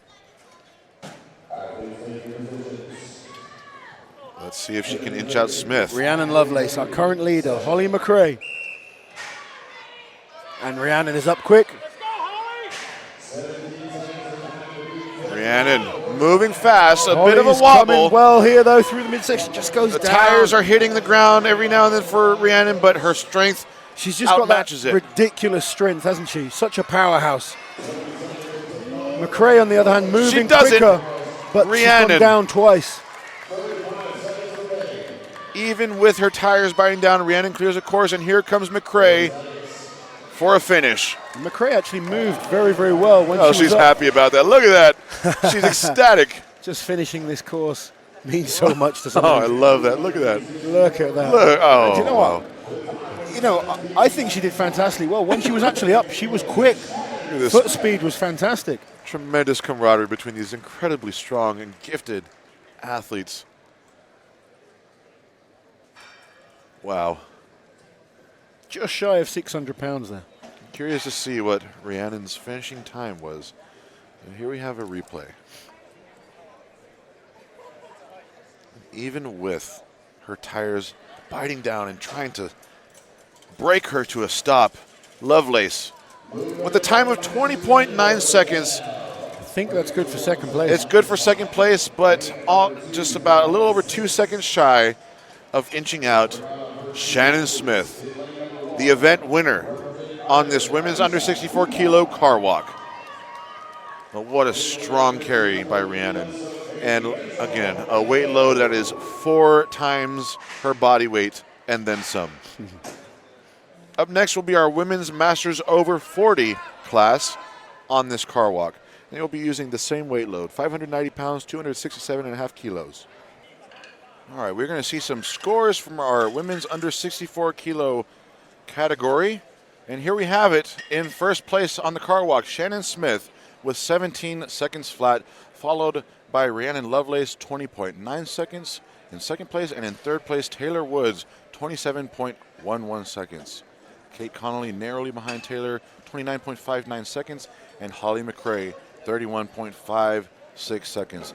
After Holly, we had only 3 of the other 10 athletes finish, with the last 2 getting a measured distance. Rhiannon Lovelace, once again, a very strong performance. But Shannon Smith showing what she's capable of and why she's the former champion. First place for Shannon in the car walk. That's what it does to our overall scores. Rhiannon Lovelace extending that lead over Kate Connolly, who is still very solid. Kate has not had a bad performance yet. Just keeps chipping away, keeps adding points. 35 points for Kate Taylor Woods on 32.5. Holly McRae just 1 point behind on 31.5. Kira Rickson, again, another point behind, 30.5. A very warm welcome to everybody, and we're back here alongside me, Colin Bryce, Space Cowboy. Give me a break, graphics department. Is the great Loz, Big Loz Charlet. How you doing, Loz? I'm really good, mate. It's been a fun weekend so far. And our sound team have just turned up Uncle Loz. There he is. How are you once again, Loz? You well? I am very good, yes. Excited. We're getting into the business end of this competition now, down to the dumbbell press. 2 events to go. Yes, indeed, yeah. And I have to say, right off the bat, Aaron West, who has made most of these dumbbells, I believe. What a job he's done, because you're in for a visual treat, folks. I was just backstage with some of the athletes looking at them, and the 3-inch thickness, those handles, absolute huge, nasty dumbbells. And we're asking the under 64s, the under 73 kilo classes to lift the same thickness handles as we will expect a Mark Felix or our open weight class later on. It's going to be a challenge for these. And we're getting underway here, folks. We don't always expect Mark Felix to lift dumbbells. We're going to have our 70 pictures. pounds, the first dumbbell. Both athletes flying through. They want to get rid of us off the screen now and show the action. 100-pound dumbbell. Both athletes. Goes up. So Sherry Zimmerman against Antonia Verrecchia of the USA. It's an all-US clash. And both of them are onto the last dumbbell here.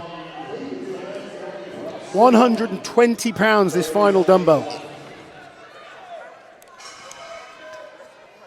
It is Sherry Zimmerman in the yellow shorts on the left-hand side. Antonia Verrecchia of the US on the right-hand side. And Zimmerman just failing there. So both athletes getting through 3 of the implements.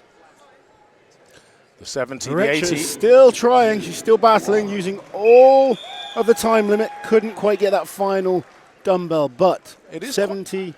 80, 100, and then 120. It's quite a jump, isn't it? From from 2 to 3 and 3 to 4. Yeah, that one for 1 to 2 is not so bad, but then you get those 20-pound jumps, you start feeling that. Well, there it is in kilograms, Loz. So 4.5 kilos the first jump, but then suddenly 36.5 all the way up to 45.5, then to 54.5 kilos. And these athletes, let's remind everyone, are under 64 kilos in body weight themselves. Could you imagine the heavyweights all having to do a 150, 160, or 170 kilo dumbbell? Some of them 200 kilo. Just 10% off their own weight. Yeah. I wouldn't fancy it myself, that's for sure. As our dumbbell ladder yet to be completed then. And we've seen the first of 5 pairs in this women's under 64. Next out, it'll be Kyra Rickson up against Christine Matthews. An all-US affair, Laws. And it's Rickson is Rickson. a powerhouse. I've been impressed with her over the last year. Extremely good in deadlift. Likes the static events, and she almost strict pressed that dumbbell there. She moves up to the 100 pounds. Matthews not far behind as well. Gets the down signal.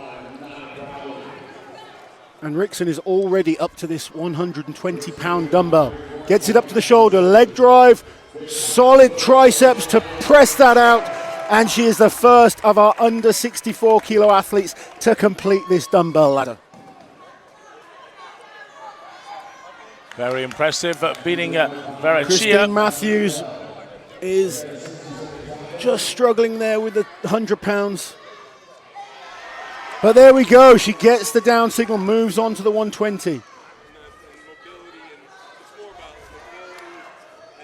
She had a mistake on the second dumbbell, which cost her, but she's composed herself. And now she's giving this last dumbbell a good try, unable to lock out. But Kyra Rickson there from the USA, showing why she's a powerhouse. 4 dumbbells, 26.62 seconds. So I'll replay Kyra Rickson, 4 dumbbells in 26.62 seconds, and we will mark that down then as our lead so far.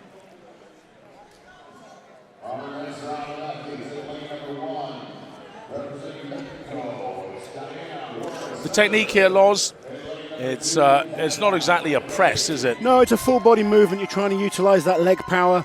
You want the dumbbell balanced on your shoulder, elbow nice and high, and then you're trying to use as much leg drive as possible to punch that dumbbell overhead.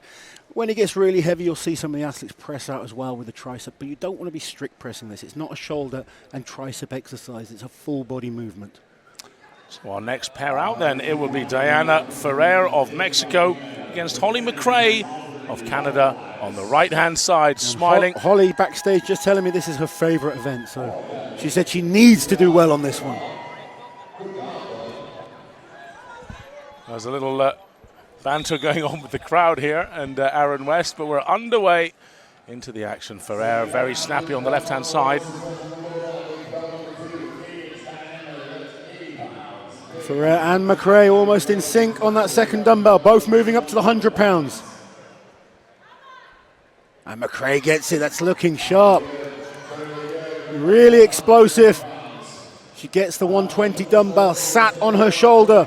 Good elbow position, and there we go. She gets the down signal, completes all 4 in a very fast time. Ferrer is also onto the 120. Egil Jonsson, her referee, asked her just to stay in her lane, and Ferrer, oh my goodness me. I think she got the down signal. She certainly had her arm straight. It's whether she was under control, and I'm yeah, the not referee sure. is saying she did. Yes, she did. I believe she's had the thumbs up. Aaron Molan says, no, stop, relax. I'm pretty sure he's given her the rep. Yeah, she understands now. And a relieved lady, yeah, very good. Little fist bump there. She wanted to make sure. This is very understandable. And the noise is getting a little bit louder here as the action heats up. So Ferrer and McRae both finishing off the ladder there. The time's coming in just a second as we look at Kate Connolly against Taylor Woods. Connolly from the United Kingdom on the left-hand side, Woods on the right-hand side, Canada. Connolly has really impressed me all weekend. She's not one of the big superstars that everyone's talking about, but consistently picking up big points, performing really exceptionally well. And Rickson still our leader. You can see the lead mark, 4 in 26.62 seconds. Woods and Connolly neck and neck on this, and that dumbbell just comes away from Connolly there. She needs to keep it tight, close to her head, not allow that dumbbell to get away from her center of gravity. She strict presses it out in the end. Never an easy thing to have to press one of these out, and we're on to the final dumbbell for Connolly. That one just looked a bit heavy there. Choosing her left arm. Does she go to her right now? No, sticks with that left arm. Were you ever able to swap arms, Loz? It's not effectively. Easy. Not effectively. You know, is the I used to answer. try and train in the gym with both arms, but when it came to competition, I would just stick with my dominant arm. Try and utilize the whole body. So it's still our leader with Rickson, 4 in 26 seconds. Kira Rickson of the US as another pair come out and try. But we still have Rhiannon Lovelace and Shannon Smith to come. And there is Smith, a particularly tall competitor for this category. Would you say that is a hindrance at all, Lawrence? Well, she's the defending champion. Obviously this year hasn't gone to plan for her, but she's proven in the past, even in that taller frame, she can pack a punch and has huge power. Very athletic, great explosive athlete. And Lovelace, we just know how strong she is. She is, when it comes to power, Lovelace is the dominant force in the under 64 kilo class. And one of the absolute classic finishes last year, Rhiannon Lovelace in the lead going into the stones, but Smith managed to hold her cool, and Lovelace, well, fluffed it in the stones, and it could well be these two Smith again. Oh back. my goodness me, but Smith taking a blow to the shoulder there. And can Rhiannon get this 120? Oh.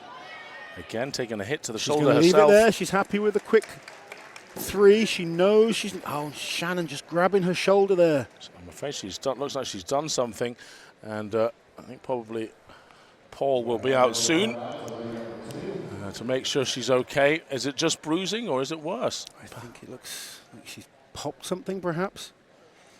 Well, I guess she really did go to grab that shoulder like she was in extreme pain there. It didn't look like your normal kind of, you know, sometimes you get a little pull or a little strain, but that looked like it was a little bit more serious.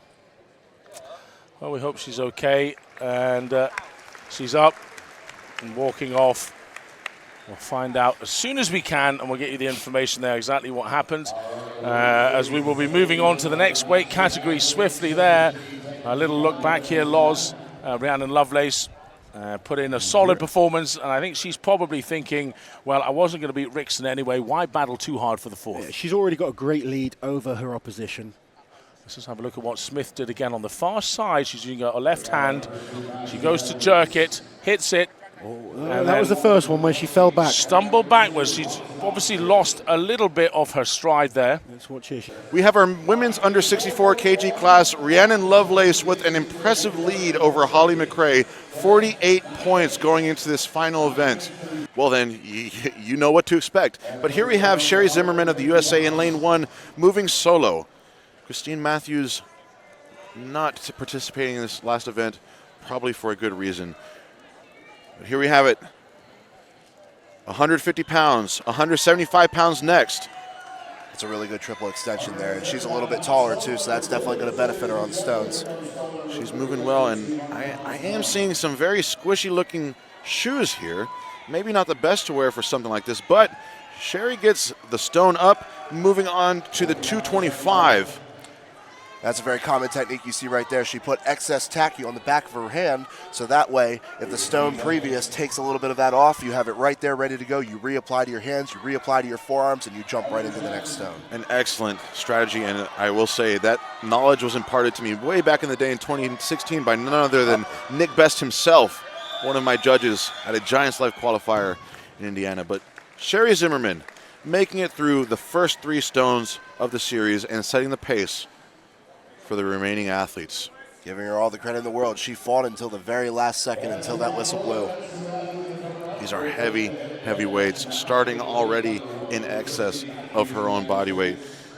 Heat number 2. All right, this is where we have Christine Matthews. She moved on to heat number 2. So heat 1 was a 1-woman run. Heat number 2 will be Christine Matthews of the USA in lane 1 and Antonia Varechia of the USA in lane number 2.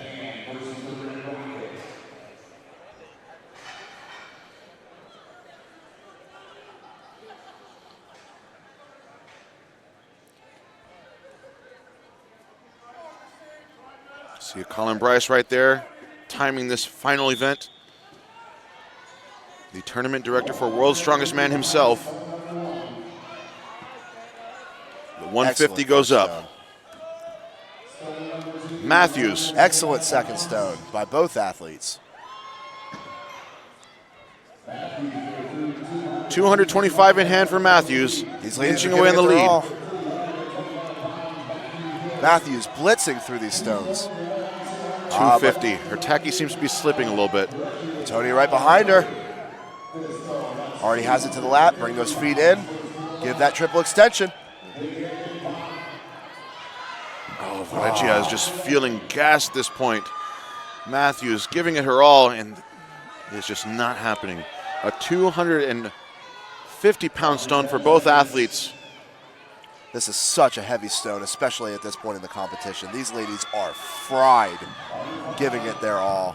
Just over 100 pounds in addition to their own body weight. But 250. finishing with a smile, you love to see that. You definitely do. And we will move on to Heat 3. Diana Juarez Ferrer of Mexico will be in lane number 1, and Taylor Woods of Canada in lane number 2. A battle of North America, but Canada versus Mexico. The most important players not in this game, USA.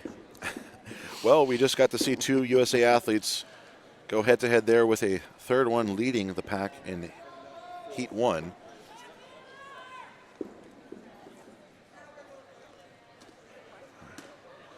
The stones are set. The athletes are ready to operate.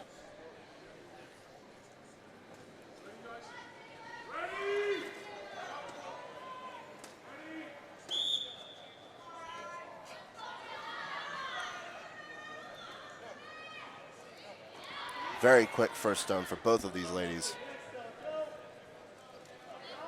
175 Very up, quick stone for the second. synchronized. 200. Fast stone for the third stone.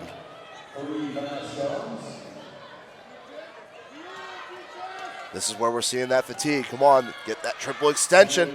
There it is. Both athletes.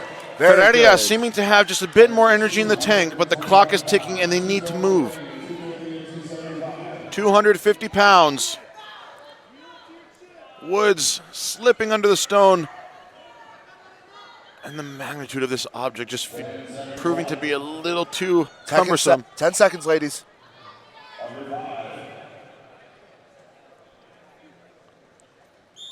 And that 250-pound stone still seems slightly out of grasp for our women under 64 category. We have 2 heats remaining. Heat number 4 will be Kate Connolly of the UK in lane 1 and Holly McRae of Canada in lane number 2. But as a reminder, the athletes further down the roster are the ones with the highest placing. So if all stones are to be lifted, it is going to be by these athletes we continue to see finishing up this Atlas Stone run. 150, 175, 200, 225, 250, and 275-pound stones, all in store.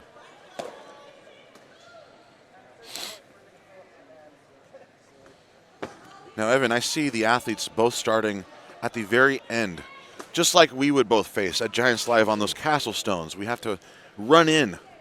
Absolutely. Implementing both footwork coordination and then demanding that pure strength and speed with the rocks themselves. Absolutely. A lot of people maybe not too familiar with Strongman, or maybe just first dipping their feet in for the first time. Every single second transition with your feet has to be fast, and it has to be technical. You need to know what you're doing, and you need to be doing it fast. Either woman to get the 5th stone will prove themselves to be the event leader. But McRae throwing the stone up there. Very quick second stone.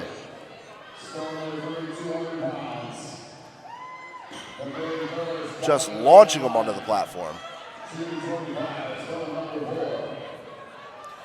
McRae showing to have plenty of strength in the tank as she moves to the 250. If she gets the stone, it'll put her in the lead. Connolly right behind her.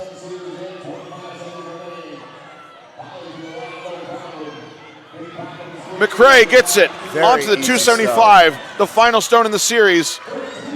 15 seconds left. McRae about to leave it all on the field. It's now or never. And she gets it, all 6 stones. All 6 stones. Holly McRae of Canada, our event leader and the first athlete to get all 6 stones in this series. What a mark to leave. But setting the pace. Our final heat, Kira Rickson of the USA and Rhiannon Lovelace of Wales. We know that Rhiannon has the back power to get the job done here. Absolutely. And Rickson has proven herself event after event after event that she is ready to match Lovelace.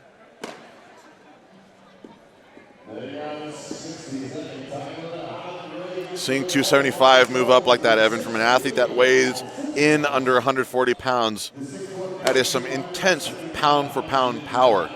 Absolutely. Just really setting that mark and declaring that one of the best in the world, she is in that category, easily. This is going to be a good one to watch. Lovelace, right of screen. Rickson, left of screen. Both athletes inspecting their stones, making sure they are in the perfect position for their picks. Already, both these ladies have an amazing rap sheet in the sport of strongman and the sport of just strength in general. Honestly, both of these ladies really are just massive, massive lifters. Very, very impressive athletes. This is going to come down to the wire. It's going to come down to who's faster and who wants it more. Precision is going to be everything here as well. Any mistake or fumble with the stone is going to be costly, but these two women sit at the bottom of the roster for a reason. They are accurate, they are sharpened blades, and they are ready to earn a potential championship. All right, ladies and gentlemen, this is for all the marbles.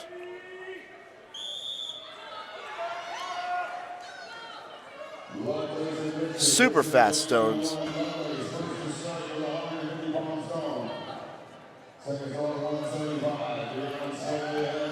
Second stone flying up.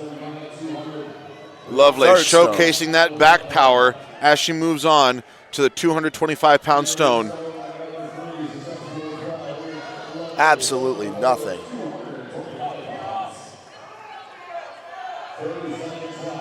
.30 seconds left on the clock. Plenty of Rickson's time for still Lovelace.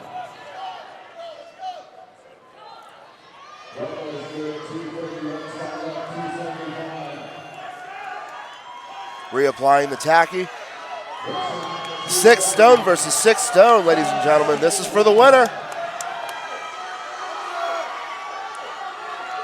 Come on, ladies, fight. And there we have it. Lovelace There in we the have nick it. of time. I think she will be our new leader. McRae finished in 59 and a fraction of a second. Lovelace seems to have a bit more. Look at that Absolutely camaraderie. fantastic display of strength. Wow. She came here to do one thing and defend that title. And I think she's done it.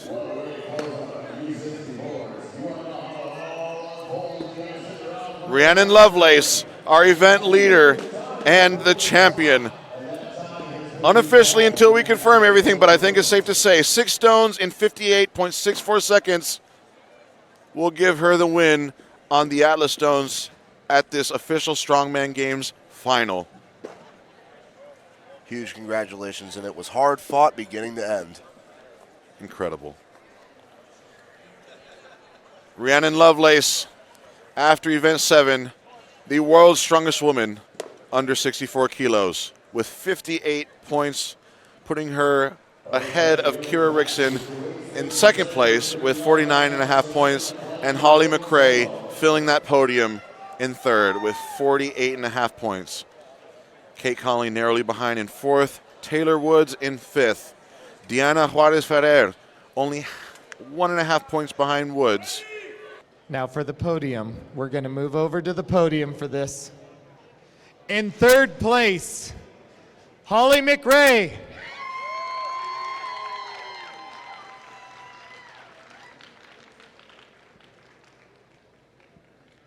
And in second place, Kira Rickson. Kira Rickson. All right.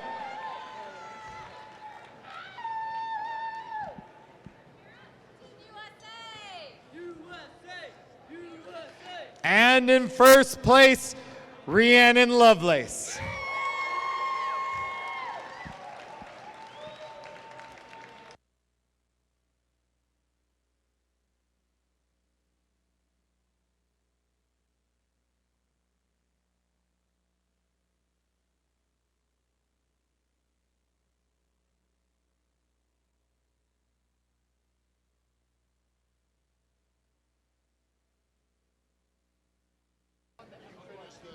All right, thank you for the 64 kilogram World's Strongest Women.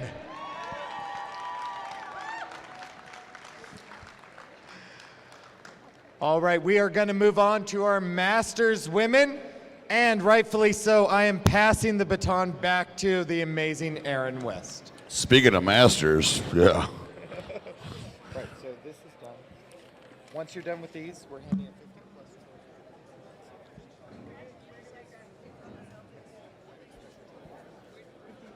Hey, no. This is trophies.